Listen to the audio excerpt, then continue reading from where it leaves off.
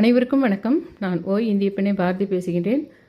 உங்களுக்கு இந்த வீடியோவில் முக்கியமாக அந்த 555 எப்படி போடணும், அதை எங்கே விற்கணும் அப்படின்ற விஷயங்களை சொல்ல போகிறேன்.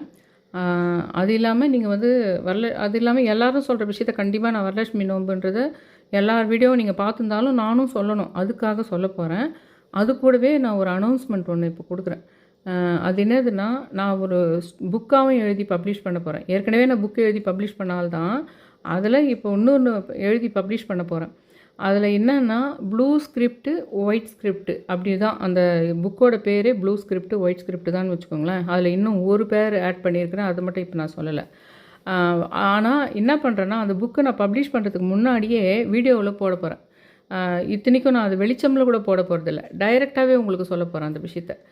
ஏன்னா உங்கள் வாழ்க்கையில் எல்லாமே இருக்குது அந்த விஷயம். அது முதல்ல எனக்கு அதை சூட்சுமமாக எந்த கடவுள் எனக்கு அது சொல்ல வந்தாங்க, கனவு மூலமாகவோ பிரபஞ்சம் மூலமாகவோ சொல்ல வந்தாங்கன்னா, ஸ்ரீலங்காவில் இருக்கின்ற நாகபூஷணி அம்மா தான் எனக்கு அதை சொல்ல வராங்க. என்றைக்கு சொல்கிறாங்கன்னா, நாக பஞ்சமி அன்னைக்கு சொல்கிறாங்க. நாக பஞ்சமி அன்னைக்கு கனவில் ஸ்ரீலங்கா நாகபூஷணி அம்மா வராங்க. அதுக்கு முன்னாடி நைட்டு பர்வீன் சுல்தான் அவர்கள் ஒரு கழுதை ப்ளூ கலர் புல்லை சாப்பிட்ற கதையை சொல்கிறாங்க. அதை கேட்டுக்கிட்டு நான் தூங்கிடுறேன். தூங்கும்போது கனவில் ஸ்ரீலங்கா இது நாகபூஷணி அம்மான்னு சொல்கிறாங்க. உண்மையிலே அங்கே அப்படி தான் இருக்குதான்னு தெரியாது. கனவில் அது ஸ்ரீலங்கா நாகபூஷணி அம்மா தான்ன்ற மாதிரி தெரியுது. யாராவது சொல்கிறாங்களா இல்லை அங்கே எழுதி வச்சுக்கிதான்னு தெரில, அந்த மாதிரி தான் வராங்க. அப்போ தான் நான் அந்த இதுவையே ரெடி பண்ணுறேன். அந்த ப்ளூ ஸ்கிரிப்ட்டு அந்த அந்த கழுதை கதையோடு சம்மந்தப்பட்டது. அந்த கழுதை கதையும் டீட்டெயிலாக சொல்லிவிட்டு இப்போது யூடியூப்பில் எங்களுக்கு ஒன்று கொடுத்துருக்காங்க. அதாவது சீசன் 1ன்னு போட்டு எபிசோட் 1 எபிசோட் 2ன்னு நம்ம சீரியல் மாதிரி நம்ம வீடியோவும் போடலாம், இல்லை புதுசாக ஏதாவது ஃபார்ம் பண்ணி இது பண்ணலாம் கண்டென்ட்டு. அந்த மாதிரி கண்டென்ட்டில் அதில் நான் போட போகிற விஷயந்தான் அந்த blue script white script. Blue script white ஸ்கிரிப்டை பற்றி இன்னதுன்னு முதல்ல உங்களுக்கு எக்ஸாம்பிளுக்கு சொல்லிவிடுவேன். என் வீட்டில் நடந்த என் லைஃப்பில் நடந்த சில இன்சிடெண்ட் சொல்லிவிடுவேன். சொல்லிவிட்டு ப்ளூ ஸ்கிரிப்டுன்னா என்னது, ஒயிட் ஸ்கிரிப்ட் என்னதுன்னு சொல்லிவிடுவேன்.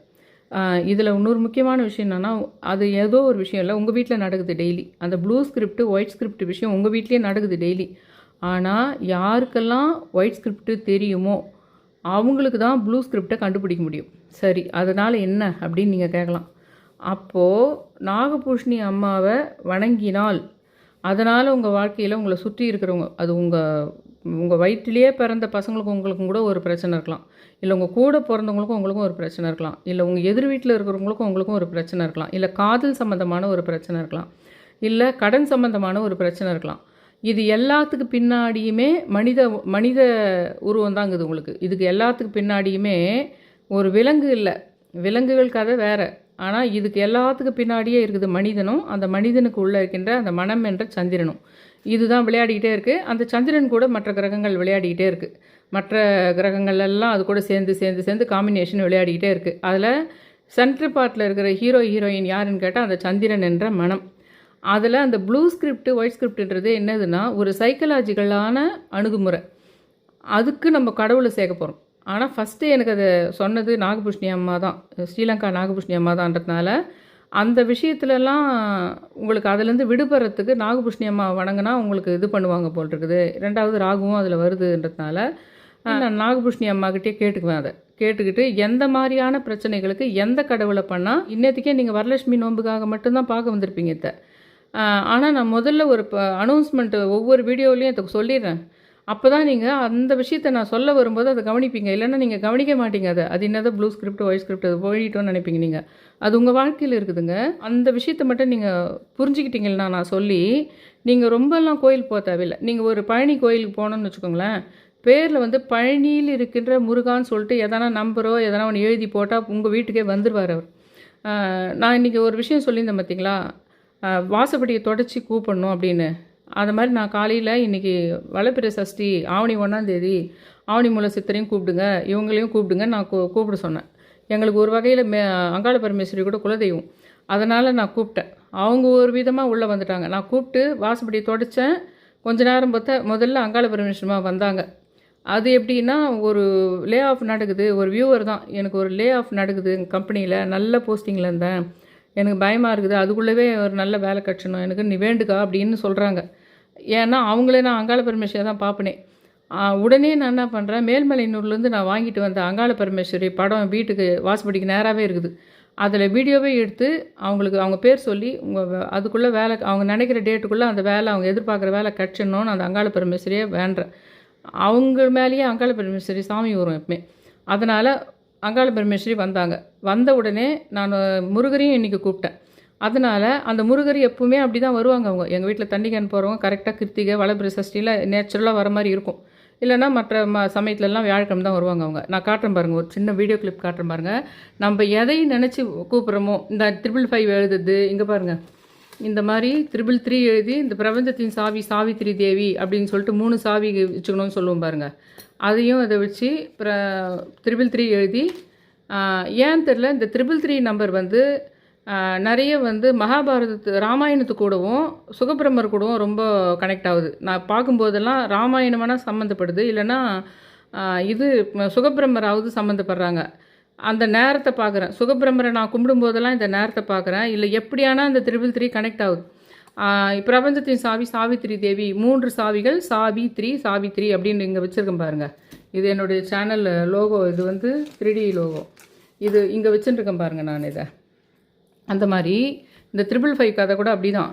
இப்போ நான் உங்களுக்கு காலையில் கூப்பிட்டேன், வாசப்படி துடைச்சி உங்களை கூப்பிட சொன்ன மாதிரி நானும் கூப்பிட்டேன்ல, முருகரை கூப்பிட்டேன். கரெக்டாக நான் பன்னீர் போட்டு வீட்டில் இருக்கிற எல்லா குட்டி குட்டி சிலைங்கள்லாம் இருக்கும் பித்தளையில் செம்புலெல்லாம், அதெல்லாம் பன்னீர் போட்டு கழுவி நிவேதனம் சாம்பார் சாதமே வைக்கலாம். அப்படி இதில் முக்கியமான விஷயம் இருக்குது. வரலட்சுமி நோன்பு அன்றைக்கி வெங்காயம் பூண்டுலாம் போடாமல் தான் செய்யணும். இப்போ நான் முருகருக்கு சொல்கிறேன் பார்த்தீங்களா, முருகருக்கு வந்து இதெல்லாம் வெங்காயம் பூண்டுலாம் இஞ்சிலாம் போட்டுக்கலாம், சாம்பாரே வச்சுக்கலாம், வெங்காயம் சாம்பார் பூண்டு போட்டதெல்லாம் சாம்பாரே முருகருக்கு படைக்கலான்னு சொல்கிறேன் பாருங்கள். அந்த மாதிரி வரலட்சுமி நோம்புக்கு பண்ணக்கூடாது. இப்போ நான் வந்து வீட்டில் சாம்பார் சாதம் வச்சு நான் மைண்டில் நினைக்கிறது அங்கே முருகருக்கு தெரியுது. அதாவது இன்னைக்கு சாம்பார் சாதம் சஷ்டிகள்லாம் நான் கிருத்திகைக்கு தான் நிவேதனம் வைப்பேன். ஏனோ மைண்டுக்கு தோணுச்சு, மாதம் முதல் நாளாக இருக்குது, வளப்பிற சஷ்டியாகுது, எதுக்கும் செய்கிற நம்ம குளிச்சுட்டு தான் சமைக்கிறோம், அந்த செய்கிற சாம்பாரையும் கோவக்காய் பொரியலையும் வச்சு முருகருக்கு படைச்சிடலான்னு நினச்சிட்டு நான் படைக்கிறதுனாலே அந்த மொத்த இதையும் கழுவேன். எல்லா சாமிங்களையும் வேலு எல்லாத்தையுமே பன்னீர் ஊற்றி ஒரு பவுலில் போட்டு மொத்தமாக தண்ணி ஊற்றி கழுவிடுவேன். அதுக்கப்புறம் அந்த தட்டில் வச்சுட்டு இருக்கேன் ரெடியாக சாப்பாடை. அந்த சமயம் கரெக்டாக அந்த முருகப்பெருமாள்ன்றவர் தான் தண்ணி போடுறவர். அந்த சமயம் வரார். செவ்வாய்க்கிழமை வர்றதே கிடையாது அவர் முதல்ல. அவர் இன்னைக்கு கரெக்டாக வரார். இங்கே ஒரு கிளிப்பு காட்டுறேன் பாருங்கள். அதாவது வாசப்படி தொடச்சி நான் கூப்பிட்றேன். முதல்ல எங்களுடைய குலதெய்வத்தை கூப்பிட்றேன். அப்புறம் ஓம் சரவணாவை சொல்லி இன்றைக்கி வளப்பிர சஷ்டி ஆகுது, ஆவணி 1ஆம் தேதி, முருகா வருகன்னு சொல்லிட்டு கூப்பிட்றேன். அதுக்கப்புறம் நான் உங்களுக்கு சொன்னேன், கிருஷ்ணா வருக, ஆவணி முல்லை சித்திரை வருக, இதெல்லாம் சொல்லிட்டு வரேன் லைனாக. அப்போது கரெக்டாக வந்து அவர் முருகப்பெருமாள்ன்றவர் வரார். இந்த இது பாருங்கள், அந்த கிளிப்பு வந்து அதில் திருச்செந்தூர் முருகான் இருக்கும், மேலே தூத்துக்குடின்னு இருக்கும். அவங்க பிராண்டு பேர் ஜெயா வாட்டர் சர்வீஸ். ஆனால் மேலே வந்து தூத்துக்குடி முருகர் அப்படின்னு போட்டிருக்கோம் அந்த வண்டி. அது இல்லாமல் அப்படியே அந்த வாஷ் பண்ணி அந்த இதில் இது பவுலில் எல்லா குட்டி சாமானுங்கள்லாம் போட்டு அதில் பன்னீர் ஊற்றி கழுவுறேன் சாமிங்கள்லாம். ஏன்னா நிவேதனம் வச்சு கும்பிடலான்னு சொல்லிட்டு கழுவின்னு இருக்கிறேன். அப்போ தான் அது வருது. எல்லாம் சிவன்லேருந்து எல்லாத்தையும் ஒரு பெரிய பவுலில் போட்டு பன்னீர் ஊற்றி வாஷ் பண்ணி நிவேதனம் வைக்கிறதுக்காக ரெடியாக இருக்கிறேன். அப்போ தான் கரெக்டாக அவங்க பெல் அடித்து அவங்க வந்து அந்த தண்ணி கேனை போடுறாங்க. எவ்வளோ கேன் போடுறதுன்னா கூட 6 கேன் போடுங்கன்னு சொன்னேன். அபிஷேகம் மாதிரி பண்ண மாட்டேன். குட்டி குட்டி சாமிங்க எல்லாமே அது மொத்தமே ஒரு பவுலில் போட்டு தண்ணி ஊற்றி பன்னீர் ஊற்றுவேன். அதை பண்ணிகிட்ருக்கிறேன். அதாவது சாதம் வச்சு வெங்காயம் இதெல்லாம் வச்சு வெங்காயம் போட்ட சாம்பார் தான் அதெல்லாம் வச்சு நம்ம நிவேதனம் வச்சு இன்றைக்கி வளப்பிற சஷ்டி வாசப்படி தொடச்சி கூப்பிட்டோமே. இல்லைன்னா ஒன்றும் நான் சஷ்டிக்கு ஒன்றும் நிவேதனம் வைக்கிறதில்ல. இது வேணால் படிப்பேன், வேல்மாரிலோ கந்த சஷ்டி படிப்பேன். ஆனால் இந்த மாதிரி நிவேதனம் வச்சு எல்லா இதுவும் கழுவி இதெல்லாம் கும்பிட்றதில்ல. ஆனால் வாசப்படி தொடச்சி கூப்பிட்டோமே எதுக்கும் கும்பிடலான்னு சொல்லிட்டு நான் வந்து அந்த எல்லாத்தையும் பன்னீர் ஊற்றி கழுவும்போது கரெக்டாக அவங்க வராங்க. இவர் பேரே முருகப்பெருமாள் தான். அது கரெக்டாக சொல்லினே தான் இருக்கிறேன் சேனலில். நான் கிருத்திகை சமயத்தில் சஷ்டி சமயத்தில் மட்டும் அவங்க கரெக்டாக வந்துடுற மாதிரி ஆகிடும். அது இல்லாமல் இன்னொரு விஷயம் நடக்கும். ஒரு 10 நாளாக நான் ரொம்ப ஸ்ட்ரெயினாக இருக்கிறேன். வேறு ஏதோ ஒரு விஷயத்துக்கு எதிர்பார்த்துட்டுருக்கிறேன். அப்போனா வியாழக்கிழமை வர வேண்டிய தண்ணி வராது. அது வந்து எனக்கு ஒரு விஷயம் பாசிட்டிவாக நடந்துடுது. 10 நாளாக நான் வெயிட் பண்ண விஷயம் நடக்குது. அன்றைக்கி நடந்துட போகுது, இன்றைக்கி நடந்துடும் ஒரு வழியானா அன்றைக்கி காலையில் வந்துடுவாங்க அந்த தண்ணிக்கார். அப்படின்னாவே அது நல்லபடி தான் இன்றைக்கி நடந்துட போகுதுன்னு அர்த்தம். அது இதெல்லாம் உங்களுக்கு இண்டிகேட் பண்ணி எதுக்கு வெறும் சொம்பு வச்சு அலங்காரம் பண்ணி புடவை கட்டி எல்லோரும் என்ன தெரியுமா பண்ணிட்டு இருப்பீங்க. அந்த வீடியோவில் பார்த்து பண்ணுங்க, நான் வேணான்னு சொல்லலை. உண்மையிலே அப்படி தான் பண்ணணுமே. நல்லாவே அலங்கார பொருட்கள் வளையல், மஞ்சள், குங்குமம், சந்தனம் அந்த மாதிரி உங்களுக்கு இன்னும் சொல்லப்போனால் நீங்கள் அணிந்துக்கிறீங்க பார்த்தீங்களா, கோல்டு உங்கள் வீட்டில் எதனா வளையல் கோல்டில் இருக்கும் பார்த்தீங்களா, கோல்டில் கழுத்தில் போடுறதுங்க, முத்துமணிங்க அந்த மாதிரிலாம் ரியல் பேர்ல் நான் சொல்கிறது, அந்த மாதிரி இதுங்கள்லாம் கூட அந்த சொம்புக்கு டெக்கரேஷன் பண்ணுறதோ, இல்லை நீங்கள் சொம்புக்கு டெக்கரேஷன் பண்ணுற அளவுக்கு உங்களுக்கு டைம் இல்லைன்னா நீங்கள் என்ன பண்ணலான்னா ஒரு தட்டில் வச்சிடணும். அதெல்லாம் மங்கள பொருட்கள்லாம் மஞ்சள் குங்குமம் பூவு இதுங்க பழங்க இதுங்கெல்லாம் வச்சுட்டு இந்த ஜுவல் வேறு வேலை வீட்டில் இருந்து தானே, ஆனால் அங்கே வச்சு பூஜை முடிச்சோடனே எடுத்து உள்ளே வச்சிடணும், பூஜையில் வைக்கணும். அதுக்கு முன்னாடி உங்களுக்கு நான் ஒரு விஷயம் சொல்கிறேன். முடிந்தால் இந்த மாதிரி ஸ்ரீசக்கரம் வாங்கிக்கோங்க. ஏன்னா வரலட்சுமி நோன்பு அன்றைக்கி அதை வச்சு கும்பிட்டுட்டு அப்படியே நீங்கள் அதை கண்டினியூஸாக வீட்டில் வச்சுக்கிறது பெஸ்ட்டாக இருக்கும். இதை நான் டெய்லி பூஜை பண்ணுறதுக்காக பன்னீரில் கழுவி மஞ்சள் குங்கெல்லாம் வச்சா நல்லா தான் இருந்திருக்கும். ஆனால் ஏன் தெரியல, அது எடுத்தாவே அந்த கலர் இந்த மாதிரி இருக்காது. எனக்கு தேவை அந்த பிம்பம் தெரியணும் கிளியராக, அது பிரபஞ்சத்தோட கனெக்டிவிட்டி இருக்கும். நம்ம அதை கழுவி அந்த மஞ்சள் குங்கெல்லாம் வச்சு பண்ணோம்னா அது அடைஞ்சிரும். அப்போ இந்த கோடுகள் முக்கியம், அப்படி டிரான்ஸ்பரண்ட்டாக தெரியுது, இப்படியே இருக்கட்டும் அப்படின்னு வச்சுருக்கேன் இதை நான். இதை வாங்குறேன் ஸ்ரீசக்கரம்மா திருவோணம் நட்சத்திரம் அன்றைக்கி ஸ்ரீசக்கரம்மா வர வைக்கலான்னு சொல்லிட்டு சொன்னேன் பாருங்கள், அன்றைக்கி வாங்கினது தான் அது. இதுவும் அது கூட இதையும் வாங்குது. அஷ்டலட்சுமி இருக்குது பாருங்கள், இங்கே ஸ்ரீசக்கரம் இருக்குது, இங்கே அஷ்டலட்சுமி இருக்குது. இதை நான் பீரோவில் குபேர மூலையில் பீரோவில் வைக்கிறதுக்காக ஸ்ரீசக்கரத்தை பூஜை ரூமில் வச்சுட்டுருக்கேன். ஹாலில் ஸ்ரீசக்கரம் பவுடர் கோலமே போட்டிருக்கேன். இது இப்போ இதில் பீரோவில் வைக்கிறதுக்காக இதை வாங்கினேன். ஆனால் என்ன நடந்ததுன்னா அதுக்கப்புறம் தான் வீடியோவில் ஜோதிடர் ஒருத்தர் சொல்கிறாங்க, ஸ்ரீசக்கரத்தை ஹாலில் போட்டால் யாருமே அந்த இடத்துல உட்காந்து எதனா பேசிகிட்டு இருப்போம், நம்ம வம்பு கதையும் கூட பேசுவோம். லிவிங் ரூமில் போட்டாலே அதை நெகட்டிவ் நம்ம என்ன பேசுகிறோமோ அதை அப்படியே நடத்திடும். பிரபஞ்சம் மாதிரியே சொல்கிறாங்க அவங்க, ஸ்ரீசக்கரத்தை பிரபஞ்சம் மாதிரியே அது நம்ம கெட்டது பேசினோம்னா அதை நடத்துகிறோம். அது அந்தளவுக்கு சக்தி இது அந்த ஸ்ரீசக்கரம் அப்படின்னாங்க. சக்கர அம்மா சிவபெருமான இந்த ஸ்ரீசக்கரத்தை வச்சு தான் அந்தம்மா வணங்கி, அதனால தான் அந்தம்மாவுக்கு சக்கர அம்மான்னு சொல்லிட்டு பேர் வருது. அந்தம்மா பேர் ஆனந்தம்மா. அதெல்லாம் ஒரு திருவாதிரை நட்சத்திரம் அன்றைக்கி தான் போடுறேன் நான் அதை. இந்த மாதம் இல்லை, போன மாதம் திருவாதிரை அன்றைக்கி தான் அந்த கோலமும் போடுறேன், அந்தம்மா கூப்பிட்றேன். ஆனால் அன்றைக்கி மத்தியானத்துக்கு மேலே எனக்கு ஒரு பயங்கர மனசு கஷ்டம் வர மாதிரி ஒரு விஷயம் வந்தது. எங்கள் ஃபேமிலிக்குள்ளேயே ஒரு பயங்கர மனவலியான, என்னடா எப்போவுமே நான் இந்த மாதிரி எதனா போடுவேன், கோலங்க இதுங்க மாதிரி எந்திரங்க போட்டினேன்னா ஒரு பாசிட்டிவாக தான் இருக்கும். அன்றைக்குள்ளே ஏதாவது ஒரு பாசிட்டிவான விஷயம் நடக்கிற மாதிரி தான் இருக்கும். இப்படி நான் உங்களுக்கு சொல்கிறேன் பார்த்தீங்களா, இதுங்களை எதனா நம்பர் எழுதினாலோ, இல்லை இந்த மாதிரி ஸ்ரீசக்கரம் வச்சாலோ, இல்லை ராஜமாதங்கி கோலம் போட்டாலோ ஒரு எனர்ஜெட்டிக்காக தான் ஸ்டார்ட் ஆகும். ஒரு நல்ல விஷயம் நடக்க போகிற மாதிரி தான் காட்டும் எப்பவுமே. ஆனால் அந்த ஸ்ரீசக்கரம் போட்ட அன்றைக்கி பூஜை சாமி மேலேயே விருப்பம் விட்டு போகிற அளவுக்கு எனக்கு ஒரு மாதிரி ஆயிடுச்சு. ஐயோ இன்னும் இந்த சக்கர அம்மா ரொம்ப இதுவும் இல்லையோ, ஏன் இவ்வளோ மனசு வலியாக போயிடுச்சு, அந்த ஸ்ரீசக்கரம் போட்ட சமயத்தில் ஏன் இவ்வளோ மனசு வலியாக போயிடுச்சு அப்படின்னு நினச்சேன். ஆனால் மறுநாள் இந்த வீடியோவை நான் பார்க்குறேன், ஒருத்தர் பேசுகிறாங்க, ஸ்ரீசக்கரத்தை ஹாலில் போட்டோம்னா மனவலியான விஷயங்களை பேசினோம்னா, இல்லை நெகட்டிவான விஷயம் பேசினோம்னா அது நடக்கும். ஏன்னா ஹாலில் போடுறத விட கால்படாத இடமா ஒதுக்குப்புறமா உள்ளே எங்கன்னா போட்டுக்கிறது பெஸ்ட்டு அப்படின்னு மாதிரி சொன்னாங்க.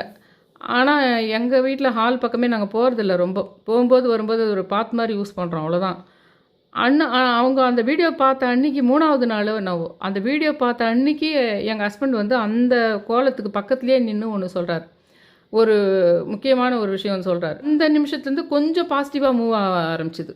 அந்த 3வது நாள்லேருந்து பயப்பட ஆரம்பித்தேன். ஐயோ ஸ்ரீசக்கரம்னா அப்போ வேணாவா, ரொம்ப அது எதனா பவர்ஃபுல்லாக, ஒரு வேளை அது ரொம்ப அதிகமாக இருந்தால் தான் பண்ணணுமோ, ஏன் முதல் நாள் அது போடும்போதே அவ்வளோ மன வலி வந்ததுன்னு பயந்தேன். இப்போ வரலட்சுமிக்கு நோம்புக்கு சம்மந்தமாக தான் பேசிகிட்டு இருக்கிறேன், அதுக்கு தான் ஸ்ரீசக்கரம் முடிஞ்சால் வாங்கிக்கோன்னு சொல்கிறேன். அதுக்கு முன்னாடி அதுக்கு சம்மந்தமான விஷயமும் சொல்லிட்டு தானே இருக்கிறேன் நான். நீங்கள் கவனிக்கிறதுனால உங்களுக்கு லாபம்தான். அந்த ஸ்ரீசக்கரம் எப்படி ஆக்டிவேட் ஆகுதுன்னு கொஞ்சம் கொஞ்சமாக புரிஞ்சுக்கிறேன் நான்.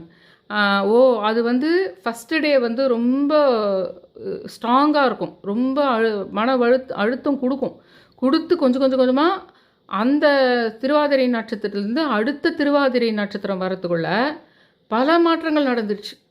அதனால தான் இப்போ வரலட்சுமி இதுக்கு நீங்கள் அதை வாங்குங்கன்ற நான். இது நான் அந்த கோலமாக போகிறதும் போட்டுக்கலாம், ஆனால் இந்த மாதிரி வாங்கிக்குங்கன்ற நான். அதை போட்ட அன்றைக்கே இது வாங்கினது நான். அந்த கோலத்தை போட்ட அன்றைக்கே இது வாங்கினேன். போன மாதம் திருவாதிரை அப்போது முதல் நாள் திருவாதிரை நட்சத்திரம் அப்போ ஸ்ட்ராங்காக வலியாக ஸ்டார்ட் ஆச்சு மைண்டு. அதுக்கப்புறம் அது பக்கத்தில் நின்று பேசுறதே பாசிட்டிவான விஷயந்தான் பேசுகிற மாதிரி அமையுது. ஆனால் அது எப்படி போகுதுன்னா அடுத்த திருவாதிரைக்குள்ளே ஒரு கான்ட்ரோவர்ஸ் ஒரு நாள் இன்னொரு நாள் சூப்பராக இருந்து, ஒரு நாள் கான்ட்ரோவர்ஸு இன்னொரு நாள் சூப்பர், ஒரு நாள் கான்ட்ரோவர்ஸு இன்னொரு நாள் சூப்பர். அந்த கான்ட்ரோவர்ஸ் வந்தால் கூட வந்துட்டு போட்டோம், ஆனாலும் அந்த கான்ட்ரோவர்ஸ் வந்த மறுநாள் ஒரு நல்லது நடக்குது பாரு, அதுக்காக அந்த ஸ்ரீசக்கரம் வேணும்னு ஒரு முடிவு வந்தேன். அது என்னுடைய எக்ஸ்பிரிமெண்ட்டாக சொல்கிறேன் நான் அதை. அது மாதிரி இப்போ இந்த இந்த இது இருக்குது பாருங்கள், இந்த ஸ்ரீசக்கரம், அது முடிஞ்சால் வாங்கிக்கோங்க. அப்படி இல்லைன்னாலும் முடிஞ்சால் நீங்கள் ஸ்ரீசக்கர கோலமே எதனா இல்லை பிரிண்ட் அவுட் போட்டாவது உங்கள் வீட்டிலே பிரிண்டர் இருந்ததுன்னா நெட்லேருந்து எடுத்து பிரிண்ட் அவுட் போட்டானா வச்சுக்கோங்க. அப்புறம் வேணால் எப்போ முடியுதோ அப்போ நீங்கள் வாங்கிக்கோங்க. இல்லை கொஞ்சம் வரலட்சுமி விரதம் பற்றி சொல்லிவிட்டு அதுக்கப்புறம் கலசத்துக்கிட்ட போகலாம். மகாலட்சுமியினுடைய வடிவமான தேவிக்கு அர்ப்பணிக்கப்பட்ட மிகவும் மங்களகரமான ஒரு இந்து பண்டிகை. தென்னிந்தியாவில் கர்நாடகா, ஆந்திர பிரதேசம், தெலுங்கானா இங்கெல்லாம் திருமணமான பெண்களால் முதல்ல அனுசரிக்கப்படுகின்ற இந்த பூஜை கணவர், குழந்தைகள் மற்றும் குடும்பத்தினுடைய ஆரோக்கியம், நீண்ட ஆயுள், அது செழிப்புக்காக செய்கிறாங்க. இந்த நாளில் வரலட்சுமி தேவியை வழிபடுறது லட்சுமியினுடைய 8 வடிவங்களையும், அதாவது அஷ்டலட்சுமி, இந்த மாதிரி இங்கே பாருங்கள், இங்கே இருக்குது பாருங்கள், அந்த மாதிரி லட்சுமியினுடைய 8 லட்சுமியும் அஷ்டலட்சுமியையும் வழிபடுவதற்கு சமமானது. நீங்கள் அது ஒரே கலசம் வச்சாலும். இந்த பண்டிகை பாரம்பரியமாக இந்து மாதமான சிரவண மாதம்னு சொல்லுவாங்க பார்த்தீங்களா. சிரவண மாதம்ன்றது ஆடி மாதம்.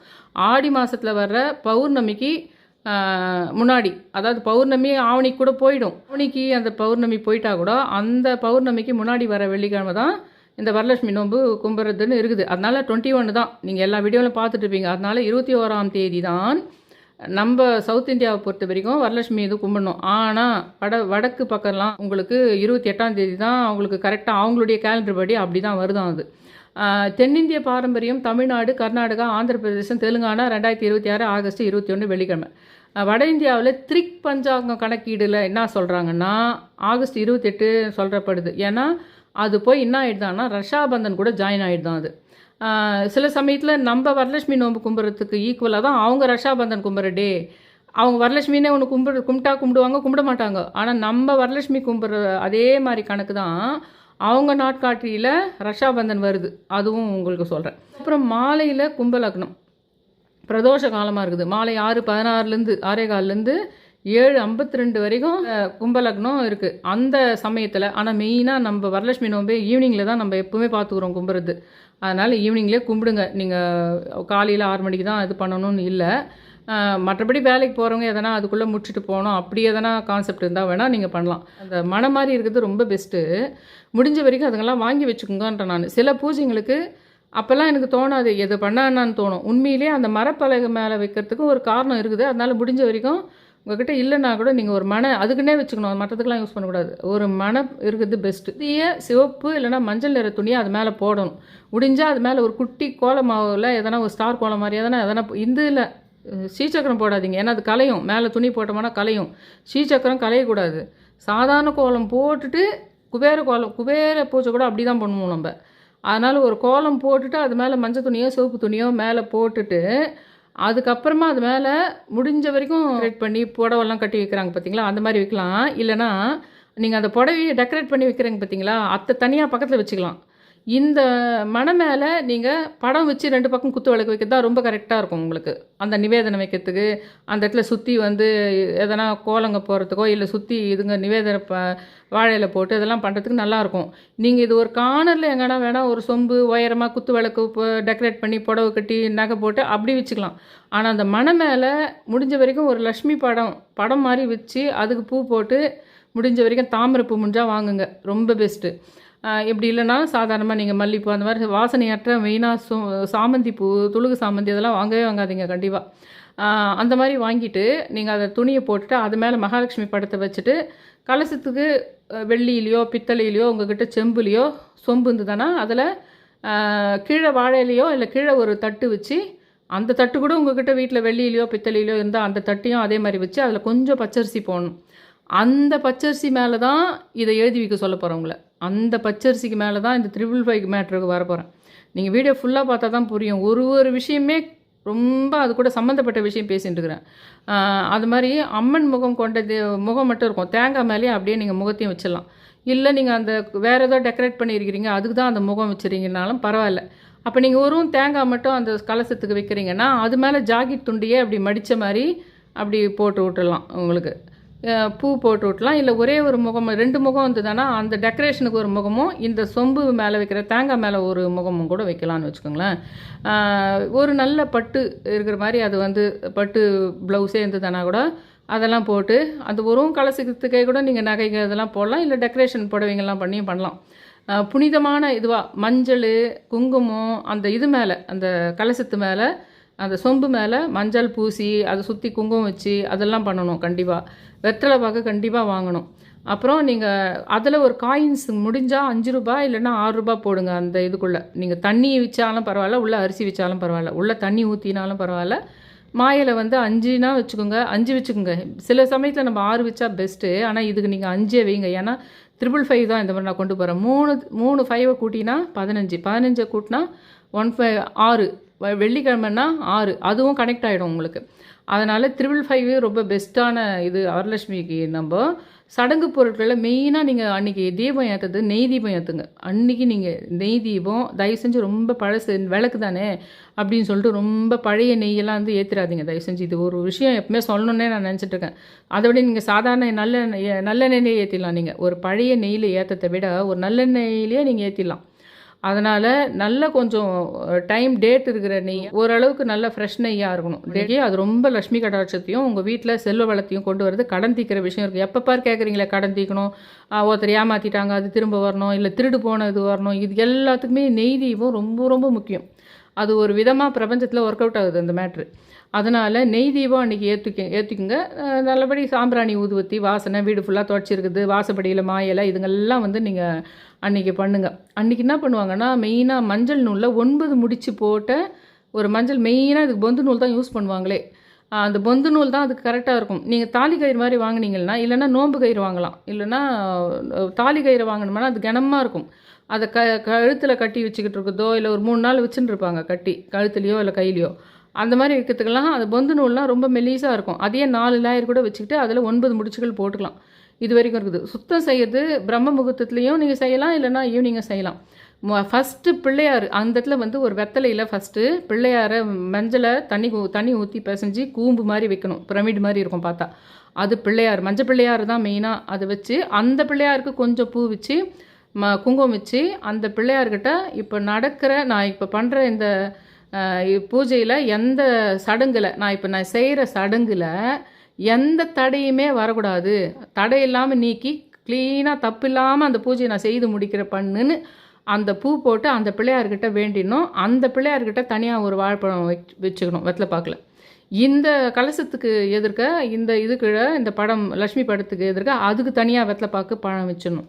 இதெல்லாம் பண்ணிவிட்டு ஒரு தட்டில் அந்த பச்சரிசி பரப்பி அது மேலே கலசத்தை வச்சு அதில் ஒரு 3/4 பாகம் சுத்தமான தண்ணீரை நிரப்பி அதில் நாணயம் போட்டு ஒரு பாக்கு ஒரு சிட்டிகை மஞ்சள் தூள் இதெல்லாத்தையும் அதில் சேர்த்து கலசத்தினுடைய கழுத்து பகுதியில் 5 மாயிலையோ அதை வச்சு எல்லாம் நீங்கள் அதை பண்ணிவிடுங்க. தேங்காயில் நான் சொல்கிற மாதிரி உங்கள் இஷ்டம், அம்மன் முகமானா வைக்கலாம், இல்லை ஜாக்கெட் பிட்டானா அதையே வந்து இது மாதிரியும் வைக்கலாம். அதையே வந்து மேலே அப்படி கூம்பு மாதிரி வைக்கலாம், அது ஜாக்கெட் பிட்டு கூட. இதெல்லாம் பண்ணிவிட்டு விளக்கெல்லாம் ஏற்றிட்டு நீங்கள் ஒரு முக்கியமாக அன்றைக்கி நீங்கள் சொல்ல வேண்டிய மந்திரம் பாட்டுன்னு சொல்ல போனால் லலிதா சகஸ்ரநாமம் தான் ஃபஸ்ட்டு ப்ரிஃபரன்ஸ். லலிதா சகஸ்ரநாமம் நீங்கள் வாரம் வெள்ளிக்கிழமை படிக்கிறீங்களோ இல்லையோ அன்றைக்கி நீங்கள் அதே மாதிரி இன்னொரு முக்கியமான விஷயம், வரலட்சுமி விரதம் எங்களுக்கு இல்லைங்க, வரலட்சுமி விரதம் எங்களுக்கு நோன்பு இல்லைங்க அப்படிலாம் இல்லை. சில விரதங்கள் நான் சப்தகண்ணி யார் வேணால் கும்பிடலாம், அது இவங்களுக்கு தான். இப்போ முனீஸ்வரன்லாம் சில பேருக்கு யாருக்கு குலதெய்வமோ அவங்க தான் கும்பிடணும். ஆனால் சப்தகண்ணி அப்படி கிடையாது. சப்தகண்ணியை யார் வேணால் கும்பிடலாம். அதே மாதிரி தான் வரலட்சுமி விரதத்தை யார் வேணால் பண்ணலாம். அது அவங்களுக்கு பழக்கத்தில் வழியாக வர்றவங்க தான் அதை பண்ணணும்னு கிடையாது. அதே மாதிரி அன்றைக்கி நீங்கள் சமைக்கிறது வந்து வெங்காயம் பூண்டு போடாது தான் சமைக்கணும். முடிஞ்ச வரைக்கும் ஒரு ஃபாஸ்டிங் இருக்குது பெஸ்ட்டு. சிலதுக்கு ஃபாஸ்டிங் இருக்குது ரொம்ப பெஸ்ட்டு, சிலதுக்கு ஃபாஸ்டிங் இல்லைன்னா கூட பரவாயில்ல. இதுக்கு ஃபாஸ்டிங் தான் இருக்கணும். ஆனால் நீங்கள் பழங்க கூட சாப்பிட்டுக்கலாம், இல்லை ஒரு மைல்டு ஃபுட்டு சாப்பிட்டுக்கலாம், மைல்டு டிஃபன் கூட சாப்பிட்டுக்கலாம். ஆனால் அதில் வெங்காயம் பூண்டு அன்றைக்கி நீங்கள் சேர்க்காமல் இருக்குது நல்லதுன்ற விஷயமும் சொல்கிறேன். அங்கே பூஜையில் போயிட்டு சிம்பிளாக எதனா சொல்லி முடிக்கணும், உங்களுக்கு டைம் இல்லைன்னா ஓம் ஸ்ரீ வரலட்சுமி நமக, ஓம் ஸ்ரீ வரலட்சுமி நமக ஆவாகயாமி ஸ்தாபாயாமி பூஜாயாமின்னு சொல்லிட்டு சொல்லிக்கிட்டே அந்த கற்பூர ஆர்த்தி காட்டும் போதோ இல்லை ஆர்த்தி காட்டும் போதெல்லாம் அப்படி சொல்லிக்குங்க. அத்தை சொல்லிவிட்டு உங்கள் வேண்டுதல்களை அந்த ஆரத்தி எரிஞ்சிக்கிட்டு இருக்கும்போதே ஃபஸ்ட்டு 2-3 ஸ்லோகம் சொல்லிடணும். அது தனி. லலிதா சஹஸ்ரநாமம் நீங்கள் பூஜை முடிச்சுட்டு கூட அதுக்கப்புறம் பூஜை ரூமில் உட்காந்துன்னு படிக்கலாம். அது இல்லை, அந்த நீங்கள் 2 லைனில் ஒன்று சொல்லிவிட்டு அந்த கற்பூரம் எரிஞ்சிட்டு இருக்கும்போதே 2 கற்பூரமாக கூட நீங்கள் கண்டினியூஸாக வச்சுக்கணும். ஃபஸ்ட்டு வந்து ஆர்த்தி காட்டும்போது ஸ்ரீ வரலட்சுமி நமகன்றதை சொல்லிவிட்டு அதுக்கப்புறம் உங்கள் வேண்டுதலை சொல்லணும். நீங்கள் அந்த வேண்டுதலுக்கு முன்னாடி தான் நான் சொல்கிறது, அந்த ஒரு பேப்பரில் 555ன்னு எழுதி உங்கள் வேண்டுதலை எழுதி அந்த அரிசிக்கும் அந்த சொம்புக்கும் இடைப்பட்ட இடத்துல வைக்கணும். அந்த அரிசி போட்டுட்டு ஒரு தட்டு மேலே ஒரு பிடி அரிசி, மஞ்சள் கலந்த அரிசி, அதுக்கு மேலே சொம்பு வைக்கிறீங்க இல்லைங்களா, அந்த சொம்புக்கு கீழே அரிசிக்கு மேலே தானே சொம்பு வைப்பீங்க, அந்த அரிசிக்கு மேலே சொம்புக்கு கீழே இன்பிட்வீனில் தான் 555 எழுதி உங்கள் வேண்டுதல் எழுதி அதை ஆர்த்தி காட்டுறதுக்கு நிவேதனம் வைக்கிறதுக்கு முன்னாடியே உங்கள் வேண்டுதல் எழுதி வச்சுருங்க. பிரசாதங்க இதுங்கெல்லாம் பூக்கள் அஷதை இதுங்கெல்லாம் சமர்ப்பிக்கும்போது நீங்கள் 108 லக்ஷ்மி ஸ்லோகங்க அது எதையானா நீங்கள் எப்போனா சொல்லிக்கலாம். ஆனால் மெயின் விஷயம், எந்த பூஜை பண்ணும்போதும் அந்த ஆர்த்தி காட்டும்போது ஒரே லைன் அந்த சாமிக்கு சம்மந்தமானது ஒரே லைன் சொன்னால் போதும். 108 1008 லலிதா சஹஸ்ரநாமமோ வேறு ஒரு நேரம் நீங்கள் விளக்கேற்றி வச்சுட்டு படிக்கலாம். அந்த மெயினாக ஆர்த்தி காட்டிட்டு அந்த நிவேதனம் வச்சு நீங்கள் சொல்கிறீங்க பாருங்கள், அப்போ ஒரே ஒரு லைன் மட்டும் ஸ்ரீ வரலட்சுமி நமகன்னு சொல்லிவிட்டு அந்த கற்பூரம் எரிஞ்சு முடியத்துக்குள்ளே, இல்லைனா இன்னொரு நிற்கிறதுக்குள்ளேயே இன்னொரு கற்பூரம் வச்சுக்கிட்டு அந்த நெருப்பு எரிஞ்சிக்கிட்டு இருக்கிறப்பவே விளக்கெல்லாம் எரியுது. அதை நம்ம எடுத்து ஆர்த்தியாக காட்டுறோம். ஏன் கோயிலெல்லாம் ஆர்த்தி காட்டுறாங்க, விளக்கு எரிஞ்சிட்டுக்கு அதுவும் நெருப்பு தான், அது அப்படியே இருக்குது. ஆனால் ஆரத்தி காட்டும்போது அதை நம்ம எடுத்து சுற்றுறோம், கிளாக் வைஸில் சுற்றுறோம். அந்த சமயத்தில் ஒரே ஒரு முறை மட்டும் வரலட்சுமி நமகன்னு சொல்லிவிட்டு அந்த கற்பூரம் நிற்கிறதுக்குள்ளே உங்களுடைய முக்கியமான வேண்டுதலை முதல்ல சொல்லிடணும். அதுக்கப்புறம் அடுத்தடுத்து இருக்கும், அம்மாவுக்கு அப்பாவுக்கு தம்பிக்கு தங்கச்சிக்குன்னு சொல்லிட்டு இருக்கும். அதில் முக்கியமான வேண்டுதல் ஃபஸ்ட்டு சொல்லிவிட்டு அதுக்கப்புறம் அப்புறம் அந்த அப்படி இல்லைன்னாலும் அந்த கற்பூரத்தை முதல்லையே ஒரு 2 கற்பூரம் பக்கத்தில் வச்சுக்கணும்.